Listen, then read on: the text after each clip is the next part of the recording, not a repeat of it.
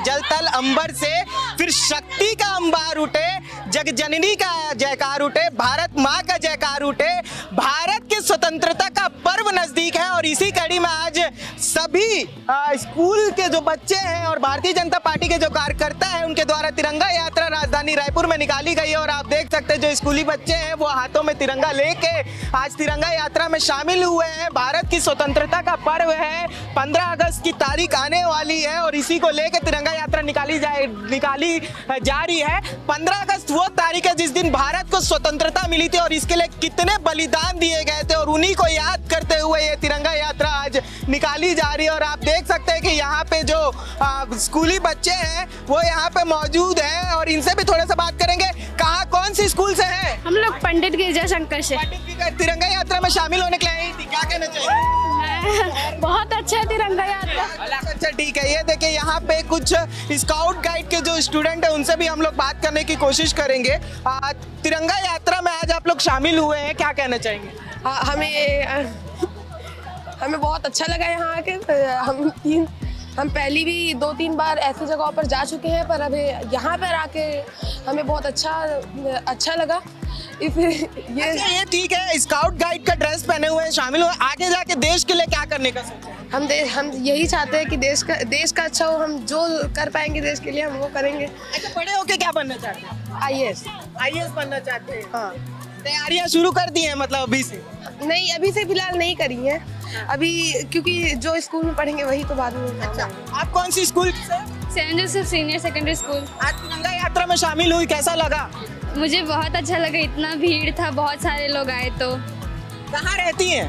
मैं अमलेडी रायपुर में रहती हूँ। तो इस बार तिरंगा झंडा लहराएंगी स्वतंत्रता दिवस में? हाँ जी। अच्छा, आप सभी लोग एक बार मेरे साथ भारत माता का जयकारा लगाएंगे कि नहीं लगाएंगे? बोले लगाएंगे। भारत माता की, भारत माता की, वंदे वंदे।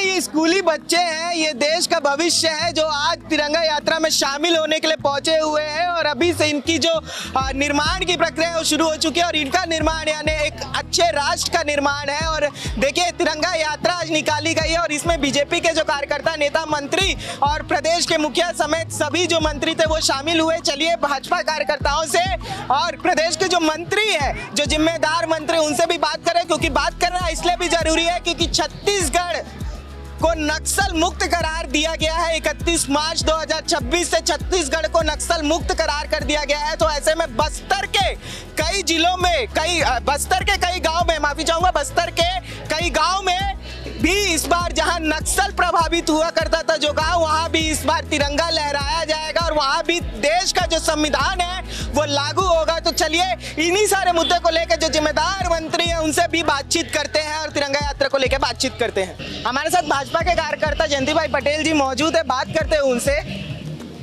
आप जिस विचारधारा से आते हैं वहाँ कहा जाता है कोटि कोटि हाथों वाली माँ का अद्भुत आकार उठे, तो अब कोटि कोटि हाथों वाली माँ भारत माता का अद्भुत आकार उठने लगा है, विश्व में भारत की प्रशंसा होने लगी है।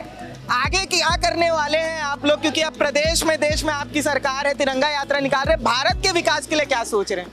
देखिए, जिस देश के अंदर में राष्ट्रीयता अगर हर नागरिक के अंदर में भरी हो, मुझे लगता है उस देश को आगे बढ़ने से कोई रोक नहीं सकता। प्रधानमंत्री नरेंद्र मोदी जी ने जो अभियान लिया है कि इस देश का हर नागरिक राष्ट्रीयता से जुड़ा होना चाहिए, उसका माध्यम कोई बन सकता है तो वह तिरंगा झंडा बन सकता है, जिसके नीचे सारे देश के लोग आने को तैयार हैं। आज हम सब देख रहे हैं कि रायपुर शहर के अंदर में जो तिरंगा यात्रा निकली है, उस तिरंगा यात्रा में बच्चों से लेकर बूढ़ों तक जिस भाव से, जिस जोश के साथ जुड़े हैं, यह अभियान अब रुकेगा नहीं। इस देश का हर व्यक्ति, हर बच्चा अपने घरों पर यह लेकर तिरंगा जाएगा और घर पर तिरंगा फहराएगा। यह राष्ट्रीयता का प्रतीक है। हम भारतवासियों के आन बान शान का जो प्रतीक है उसको हमेशा हम ऊपर रखेंगे। जब यह हमारा तिरंगा ऊपर रहेगा, निश्चित तौर पर हमारा देश भी बहुत आगे बढ़ेगा। पटेल जी, लेकिन एक चीज देखने को यह भी मिली थी कि दिल्ली के जंतर मंतर में कुछ युवाओं को भटकाया गया और फिर देश विरोधी ताकतें भी वहाँ एक्टिव हुई, तो कहीं ना कहीं कुछ लोगों को भटकाया, मुद्दा उठाया जा रहा है जो कि सही मुद्दा है शिक्षा का, लेकिन कहीं ना कहीं फिर देश विरोधी ताकतें भी वहाँ पे एक्टिव हो जाती है। देखिए, इस देश को तोड़ने के लिए अनेक से ऐसी राष्ट्र विरोधी ताकतें हैं जो इस देश को तोड़ना चाहती है। इस देश की प्रगति को देखकर उसको रोकने की कोशिश करती है, जिसमें विदेशी ताकतें शामिल है। जंतर मंतर का अभियान कोई राष्ट्रीयता से जुड़ा हुआ अभियान नहीं था। उसके अंदर में हमारे जरूर विद्यार्थी थे, लेकिन जो विद्यार्थी थे उससे ज़्यादा लोग वहाँ पर ऐसे लोग जुड़ गए जिन्होंने इस अभियान को भी बर्बाद कर दिया और बदनाम करने का काम किया। मुझे लगता है इस देश के युवाओं को समझना चाहिए कि हमारे साथ कौन से तत्व जुड़ने चाहिए। आज आप देख रहे होंगे झारखंड के अंदर भी प्रदर्शन हो रहा है, लेकिन ऐसे अलगाववादी तत्वों को वहाँ के युवाओं ने खदेड़ दिया। आज वहाँ का जो आंदोलन है निस्वार्थ भाव से विद्यार्थियों का आंदोलन है। वहाँ पर जो भी शिक्षा के क्षेत्र में गड़बड़ी होती है उसको रोकने का कार्य हम सबको करना चाहिए। और भारत देश का जो नेतृत्व अभी लोग कर रहे हैं उनको पूरा पता है कि इस युवाओं के साथ अगर कुछ गलत होगा तो उस गलत को कैसे रोका जा सकता है।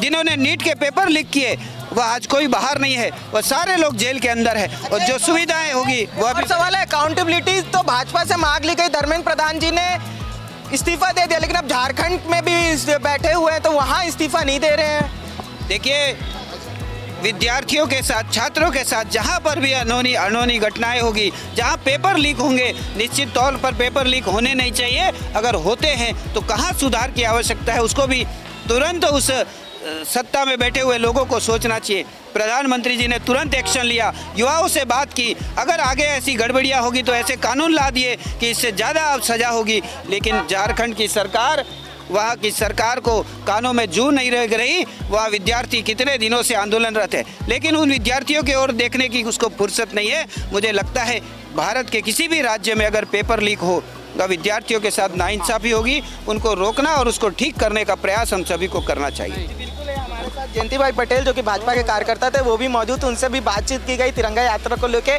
और जो देश के भविष्य हैं, जो परेशान हैं, उनसे भी उनके विषय में भी बात हुई। और बात हुई जो देश विरोधी ताकतें ऐसे समय में एक्टिव हो जाती, उनको लेके भी इन्होंने अपनी प्रतिक्रिया दी। अब हम चलेंगे, मंत्रियों से बातचीत करेंगे और जिम्मेदारों से बातचीत करेंगे, क्योंकि मैंने पहले ही कहा था कि इस बार उन गाँव में भी, बस्तर के उन गाँवों में भी तिरंगा लहराया जाएगा जहाँ पहले कभी नक्सलवाद का आतंक फैला हुआ था।